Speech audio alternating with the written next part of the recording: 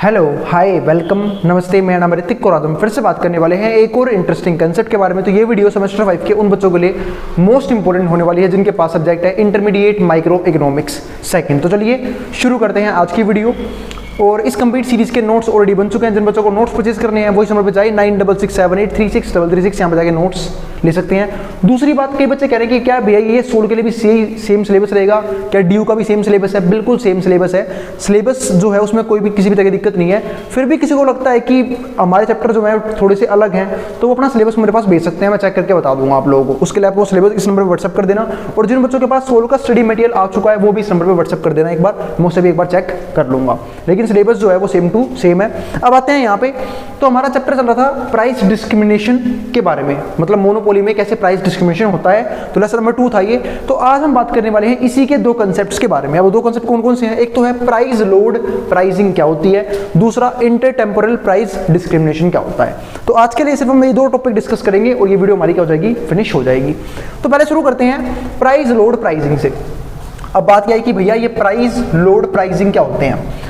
आपने सुना होगा टाइप्स ऑफ गुड्स में एक गुड्स आते हैं सीजनल गुड्स। अब ये सीजनल गुड्स क्या होते हैं? जिनको एक पर्टिकुलर सीजन में यूज किया जाता है, उसके बाद हम उसे यूज नहीं करते।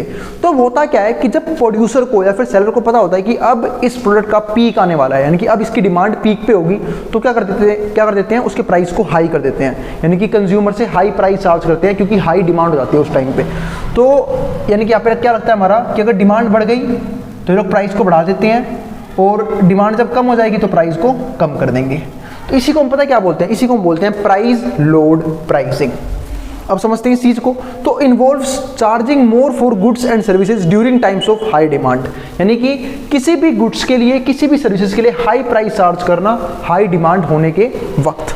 जैसे फॉर एग्जाम्पल आपने देखा होगा कई बार क्या होता है हमारे घरों में ना, जैसे मान लो विंटर सीजन आता है, तो विंटर सीजन की स्टार्टिंग में या फिर जैसे ही समर सीजन एंड होने को होता है हमारे घर में सर्दियों के कपड़े खरीदने शुरू हो जाते हैं। क्यों? क्योंकि उस टाइम पे कपड़े सस्ते मिलते हैं। उसका एक मेन रीजन क्या है? उसका एक मेन रीजन है क्योंकि अभी तक विंटर सीजन आया नहीं है और सीजन किसका चल रहा है? समर का। अब समर के सीजन में कौन कपड़ों की डिमांड करेगा? वो भी विंटर वालों की डिमांड ही नहीं करेगा, तो उस टाइम पे प्राइस लो होते हैं, तो लोग उस टाइम पे खरीद लेते हैं। लेकिन जैसे ही आप विंटर सीजन आ जाएगा, यानी कि अगर आप नवंबर दिसंबर में जा रहे हो विंटर के क्लोथ्स लेने, तो उस टाइम पे कपड़े क्या मिलते हैं? महंगे मिलते हैं। क्यों? क्योंकि अब उनकी डिमांड बढ़ चुकी है। इसी को बोलते हैं सीजनल डिमांड की वजह से प्राइस में हाइक आना। तो वही चीज यहां पे है कि जब एक प्रोड्यूसर अपनी गुड्स और सर्विसेज के लिए हाई प्राइस चार्ज करे हाई डिमांड के टाइम पे and less during off peak periods, और जैसे ही वो पीरियड खत्म हो जाएगा, अब आप जाओ मार्च में ठंड के कपड़े लेने, आपको बहुत सस्ते मिलेंगे। क्यों? क्योंकि उस टाइम पर उनकी डिमांड खत्म हो चुकी होगी, तो वो लोग फटाफट अपने स्टॉक को निकालने की कोशिश करते हैं। तो ये आ गया। The goal is to control demand during peak times. तो इस तरीके से क्या होता है, डिमांड में कंट्रोल रहता है पीक टाइम्स में, एंड एलोकेट रिसोर्सेज एफिशिएंटली, ताकि रिसोर्सेज को एफिशिएंटली यूज कर पाए। लेकिन सपोज करो अगर प्राइस सेम रहा तो डिमांड भी सेम रहेगी, क्योंकि एक सिंपल सी बात है, डिमांड बढ़ने की वजह से तो प्राइस बढ़ा जाते हैं, तो ये कम से कम लोग डिमांड कर पाएं। क्योंकि जैसे ही प्राइस बढ़ेंगे अब ज़्यादातर लोग जो है वो क्विट कर जाएंगे, वो नहीं लेंगे, वो सोचेंगे हम बाद में ले लेते हैं, ठीक है। तो डिमांड कम हो जाएगी ताकि डिमांड में जो है वो क्या हो, ज़्यादा बढ़े ना, इन्फ्लेशन ना बढ़ जाए। इस चीज़ को भी कंट्रोल किया जाता है इस तरीके से।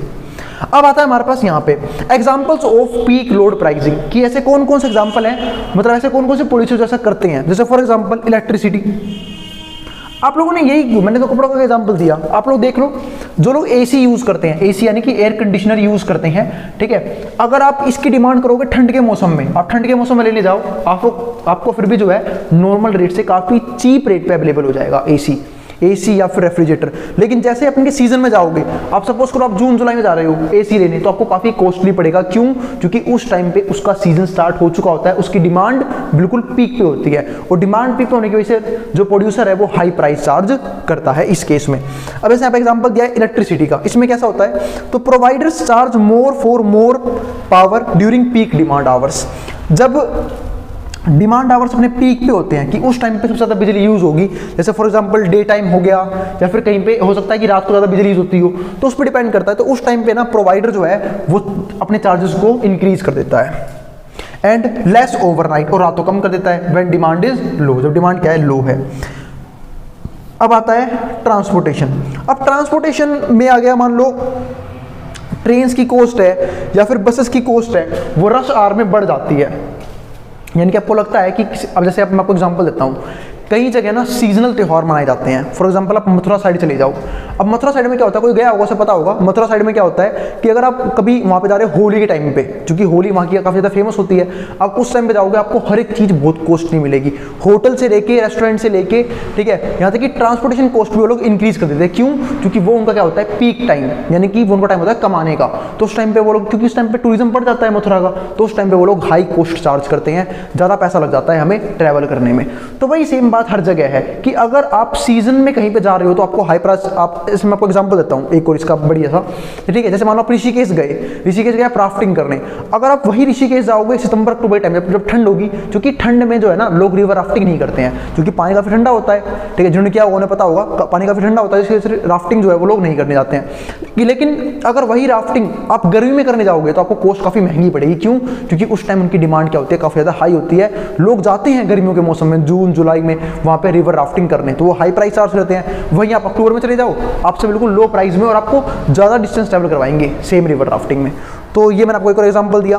तो क्या होता है, आप कभी भी किसी भी गुड्स को या सर्विसेज को यूज कर रहे हो उसके पीक टाइम्स में, तो आपको फालतू प्राइस देना ही देना पड़ेगा। लेकिन जैसे ही आप उनके पीक टाइम्स को छोड़ के जाते हो तो आपको कम प्राइस में वो चीज़ अवेलेबल हो जाएगी। अब जैसे मैं आपको इसका एक और एग्जांपल देता हूँ, तो ये तो थे नॉर्मल एग्जांपल्स, या फिर आपको एग्जांपल देता हूँ बैंकेट हॉल्स। आप जैसे अब शादियों के सीजन शुरू हो जाएंगे नवंबर दिसंबर से, ठीक है, जैसे ही शादियों के सीजन शुरू होंगे तो बैंकेट हॉल का जो रेट है वो अपना भी बढ़ जाता है, यानी कि जो लोग बुक करते हैं, बुकिंग्स ऑलमोस्ट फुल हो चुकी होती है और ये लोग हाई प्राइस चार्ज करते हैं हाई डिमांड की वजह से, और वही आप ऑफ सीजन में बुक करोगे सस्ते में बुक हो जाएगा। अब आता है हमारा एयर फेयर। ऐसे हमारा एयर फेयर ही बढ़ जाता है। तो प्राइजेस इंक्रीज ड्यूरिंग हॉलीडेज। अगर आप छुट्टी वाले दिन कभी ट्रैवल करो, ठीक है, फ्लाइट वगैरह से, तो उस टाइम पे आपको हाई प्राइस पे करने पड़ते हैं अगर आपको ट्रैवल करना है तो। और अगर आप नहीं करना चाहते ट्रैवल, मतलब अगर आप ऑफ सीजन में ट्रैवल कर रहे हो तो उस टाइम पे कोई भी आपको हाई प्राइस नहीं देना पड़ेगा। तो ये था हमारा एक एग्जांपल, प्राइस लोड प्राइसिंग क्या होती है और उसको कैसे इफेक्ट पड़ता है, ठीक है, डिमांड पे और मतलब और प्राइस पे कैसे इफेक्ट पड़ता है, प्राइस कब महंगे होते हैं और कब सस्ते होते हैं। अब आते हैं अपने नेक्स्ट कंसेप्ट के ऊपर, वो हमारा क्या है, इंटरटेम्पोरल प्राइस डिस्क्रिमिनेशन। अब ये भी एक टाइप का क्या होता है, प्राइस डिस्क्रिमिनेशन होता है। इसमें क्या होता है वो समझते हैं। तो it is a price strategy where a company charges different prices to different consumer groups at different points of time. मतलब अलग अलग पॉइंट ऑफ टाइम पे अलग अलग प्रकार के कंज्यूमर ग्रुप से अलग अलग तरह का प्राइस चार्ज करना, उसको क्या बोलते हैं, इंटरटेम्पोरल प्राइस डिस्क्रिमिनेशन। अब ये strategy involves initially charging a high price and then lowering it over time. मतलब ये स्ट्रेटजी एक ऐसी स्ट्रेटजी है जहां पे इनिशियली तो हम लोग हाई प्राइस चार्ज करते हैं, यानी कि महंगे में गुड्स को या सर्विसेज को सेल करते हैं, लेकिन जैसे ही टाइम निकलता चला जाता है, यानी कि ओवर टाइम हम लोग प्राइस को कम करते रहते हैं। इसके बाद क्या है, it is similar to second degree price discrimination. ये बिल्कुल सिमिलर है सेकंड डिग्री प्राइस डिस्क्रिमिनेशन से। और जिन बच्चों ने नहीं पढ़ा वो जाके पहले प्राइस डिस्क्रिमिनेशन जरूर पढ़ लेना, जिनके भी सिलेबस का पार्ट हो। सेकंड चैप्टर हमारा प्राइस डिस्क्रिमिनेशन के बारे में ही है, इंटरमीडिएट माइक्रो इकोनॉमिक्स सेकंड का, तो वहाँ पे जाके पढ़ लेना, ठीक है। मैंने पढ़ा दिए हैं तीनों डिग्री के price discrimination, but the latter charges different prices for different quantities at the same time. और उसके बाद क्या होता है, जो चार्जेस हैं वो डिफरेंट हो जाते हैं, वो भी सेम टाइम पे, मतलब डिफरेंट क्वांटिटी के डिफरेंट चार्जेस लिए जाएंगे, वो भी सेम टाइम पे। इसका मैं एग्जांपल मैंने दिया भी था, आप लोगों को याद होगा, सेकंड डिग्री प्राइस डिस्क्रिमिनेशन में, कि अगर कोई पर्सन किसी क्वांटिटी को बल्क में खरीदता है तो उसको डिस्काउंट भी क्या मिलता है, हैवी डिस्काउंट मिलता है। मतलब जैसी क्वांटिटी परचेज करोगे आपका डिस्काउंट लेवल भी वही रहेगा, आपका प्राइस लेवल भी उसी हिसाब के होगा। मतलब अगर कोई सिंगल गुड्स खरीद रहा है, सिंगल या फिर डबल, तो उसका हो सकता है प्राइस हाई हो, लेकिन कोई पर्सन अगर बल्क में खरीद रहा है, मतलब कोई किसी शॉप के लिए खरीद रहा है, ठीक है, किसी कंपनी के लिए खरीद रहा है, तो इस तरीके से उसको डिस्काउंट जो है वो ज़्यादा मिलता है, तो उसको प्राइस कम देना पड़ता है। तो इस तरीके से वो होता है हमारा ये वाला प्राइस डिस्क्रिमिनेशन। इसके बाद हमारा जो पॉइंट है वो क्या आता है, firms use intertemporal price discrimination to separate consumers based on their willingness to पे।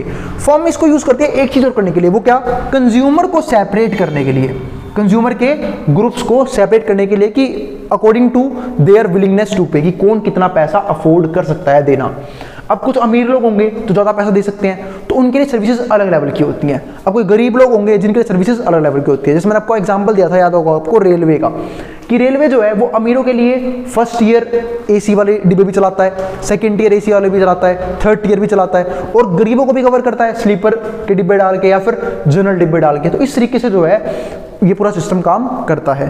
तो ये लोग कंज्यूमर के ग्रुप को अलग अलग कर देते हैं। कुछ जो यहाँ पे हाई प्राइस पे कर सकते हैं तो उनके लिए हायर सर्विसेज होती हैं, और जो हाई प्राइस पे नहीं कर सकते उनके लिए लोअर लेवल की सर्विसेज भी होती हैं, जिसे हम क्या बोलते हैं, पुअर क्वालिटी की सर्विसेज। इसके बाद हमारे पास अगला पॉइंट क्या आता है, वो आता है प्रॉफिटेबिलिटी। अब आता है प्रॉफिटेबिलिटी, ये क्या होता है वो डिस्कस करते हैं। तो intertemporal price discrimination depends on how much consumer anticipate future price drops and delay purchases. कई बार जो है ना, लोग जो है वो फ्यूचर को लेके भी एंटिसिपेट करते हैं, उसके हिसाब से प्राइस डिटरमाइन होता है। सपोज करो, आपको एग्जांपल देता हूं, अगर किसी कंज्यूमर के ग्रुप को लग रहा है कि फ्यूचर में उस चीज के प्राइस ड्रॉप करेंगे, फ्यूचर प्राइस कम होंगे, तो क्या वो आज की डिमांड गिराते हैं या नहीं गिराते? जरूर गिराएंगे। वो आज डिमांड कम करेंगे, वो क्या बोलेंगे कि फ्यूचर में प्राइस गिरने वाले हैं, हम फ्यूचर में खरीद लेंगे। और अगर इसका उल्टा हो, कई कंज्यूमर ग्रुप को क्या लगता है कि फ्यूचर में प्राइस बढ़ने वाला है, तो फ्यूचर में प्राइस बढ़ेगा तो वो आज ही खरीद के अपने पास स्टॉक करके रख लेते हैं कि जब फ्यूचर में प्राइस बढ़ेंगे तो हमें महंगे में खरीदने की जरूरत नहीं पड़ेगी, तो उस चीज के लिए। तो इसी को हम यहाँ पे क्या बोलते हैं, प्रॉफिटेबिलिटी का तरीका एक तरह से।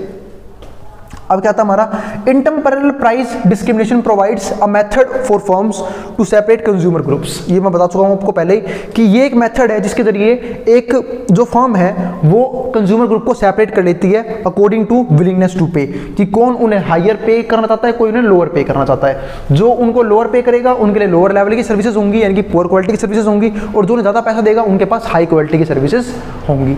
तो इस तरीके से जो हमारा ये डिस्क्रिमिनेशन सिस्टम है वो काम करता है। तो हमारे पास एक टॉपिक था प्राइस लोड प्राइसिंग, दूसरा था इंटेम्परल प्राइस डिस्क्रिमिनेशन। तो जिन लोगों को भी सिलेबस से रिलेटेड आउट हो तो उसके लिए मुझे अपना सिलेबस व्हाट्सएप कर देना, ठीक है। और जिनके पास डीयू का इंटरमीडिएट माइक्रो इकोनॉमिक सेकंड का स्टडी मटेरियल आ चुका है, मुझे व्हाट्सएप कर देना, ठीक है। वो भी मैं एक बार क्या कर लूँगा, चेक कर लूँगा, ठीक है। अब कई बोलेंगे कि भैया साइट पे कुछ भी अवेलेबल नहीं है, पता नहीं क्या साइट बना रखे इन लोगों ने, ठीक है। इतना फीस चार्ज करते हैं लोगों से, साइट मैनेज नहीं होती। तो आप लोग जिनके पास सिलेबस हो मुझे फोटो खींच के व्हाट्सएप कर देना, और जिनके लिए पॉसिबल हो मुझे पूरा स्टडी मटेरियल एक बार व्हाट्सएप कर देना PDF की फॉर्म में, ठीक है।